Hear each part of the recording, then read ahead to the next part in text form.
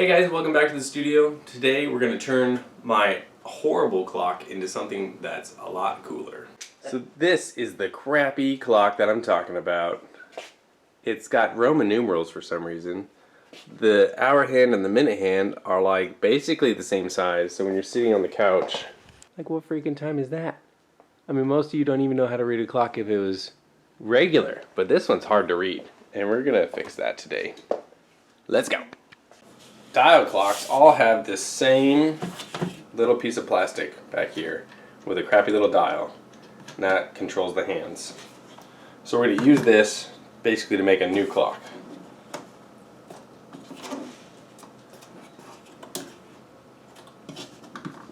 Take this out.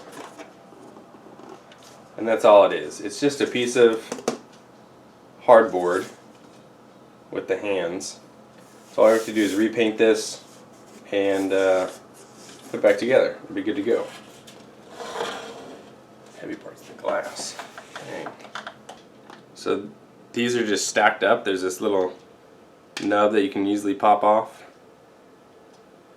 Set that aside somewhere where you won't lose it. Then the minute hand comes off. The hour hand is a little sticky.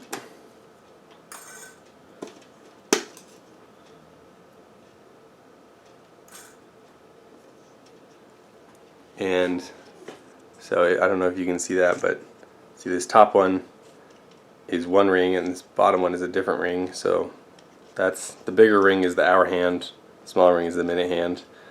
So the hour hand is the one we're after. We're going to make a single-handed clock. It's going to be awesome. And this thing's like all glued on and I don't want to mess with that. We can just leave that alone. We'll leave this where it is and just tape that off. We're going to paint this and start over with it.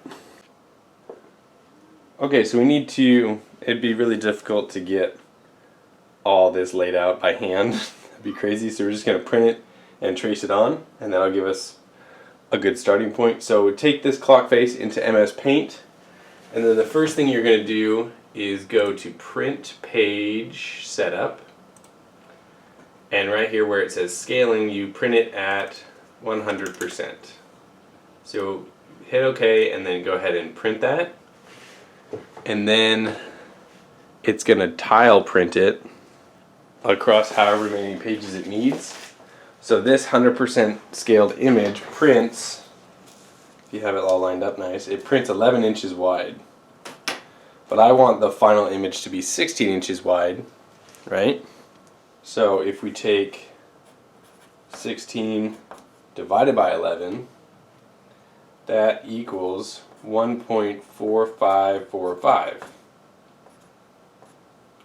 So if we print the next one at 145% scale, then it'll be the right size. And I don't know how to record stuff on the screen, so we're just going to record the screen with the camera. So you go back to Print, Page Setup, Scaling. We're going to change this to 145%. You hit OK, and then you go back and say Print. And it shoves it out at the right size that we need.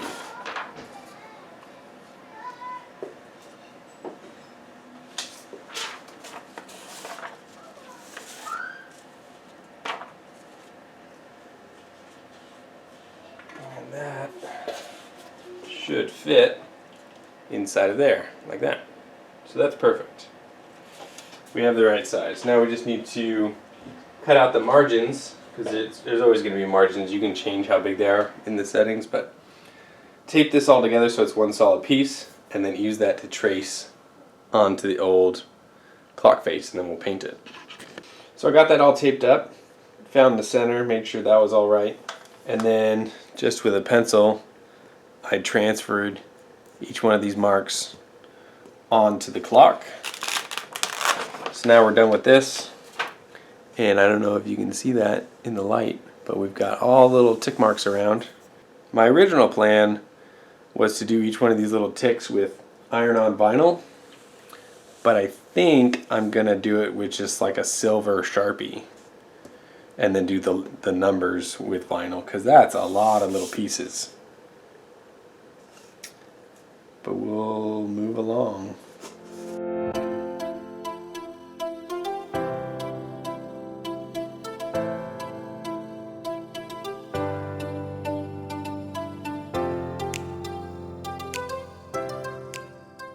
So I got these chrome paint markers for Christmas, and they worked pretty good for this. Took absolutely forever, but I got all the little tick marks on there. It looks really good. Obviously, precision in this step is key. The next thing to do is to place the numbers. This doesn't look like much right now, but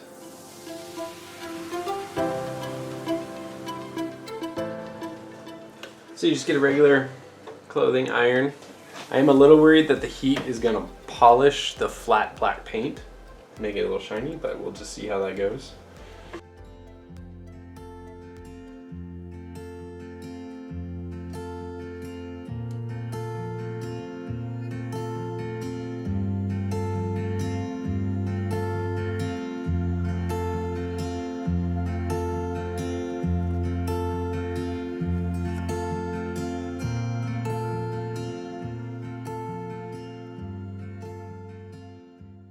Okay, so that's done.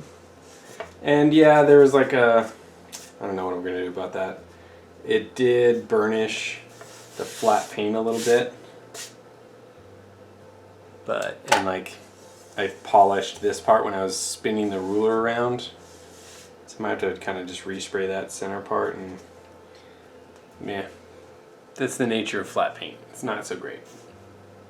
But the next thing to do is to remake the arms. So like this arm has the large hole in it.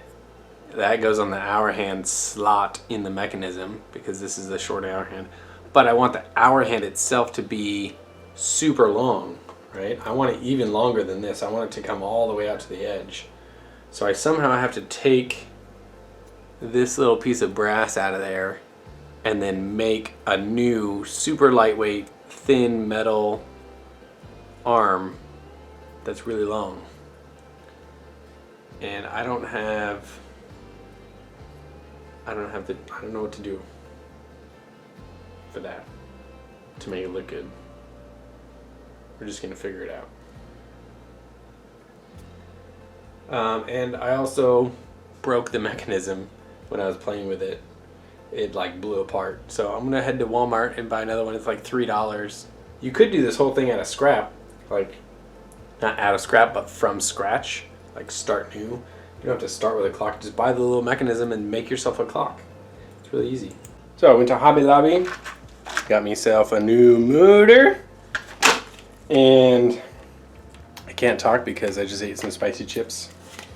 And they also had some giant minute hand and hour hand things. I thought I was going to need to use this one because I didn't. I was like, yeah, that's huge. But this one actually fits. It's actually too big. So we're going to cut this one down. And then I don't have to worry about trying to switch out this middle part. It'll work just fine. It was a lot more than I wanted to spend on a dinky little piece of plastic like this, but it is what it is. Then we have to paint this some color. Or we could just put it on backwards. But that doesn't look good. Let's get this thing mounted.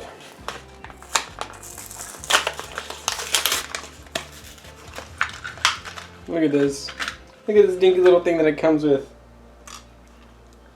That's what it came with. And that's what I'm replacing it with. Oh my goodness, that's so little.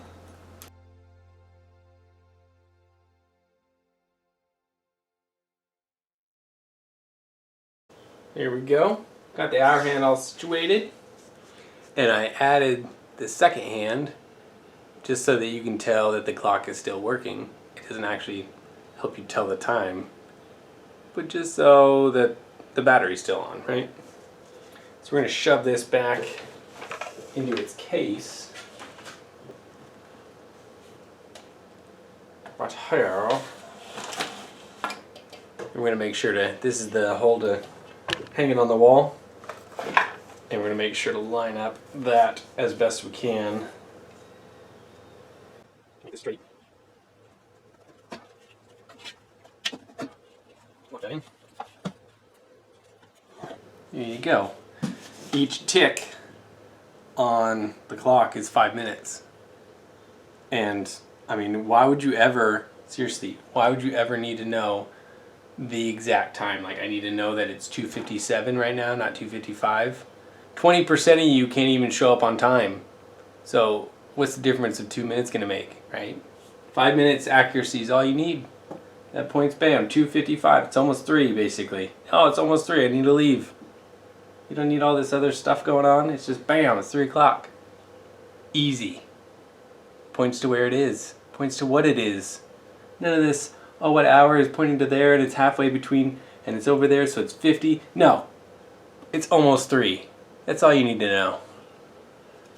Happy freaking day. And then my daughter decided to paint it. So now it looks like this. Looking good. It's so easy to read, so fast. Oh, what time is it? It's 7:30 because it's halfway between 7 and 8. It's easy. So fast. Oh, I love it. So easy to read, even in the dark.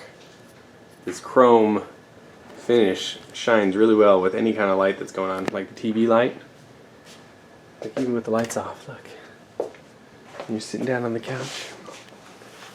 And you're like, oh, what time is it? It's like almost 8 o'clock, basically. That's all you need to know. It's nearly bedtime for the children. Go to bed! Now let's build another one.